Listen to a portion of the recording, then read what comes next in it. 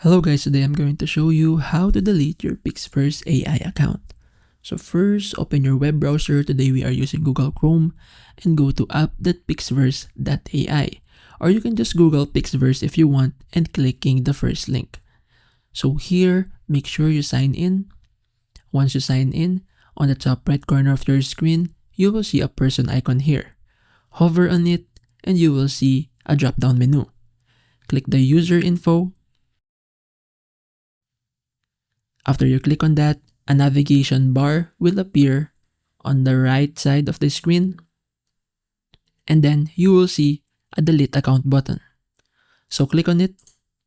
They will warn you that before deleting your account, make sure to cancel your subscription in the subscribe page if you have a subscription, and back up any data you want to keep.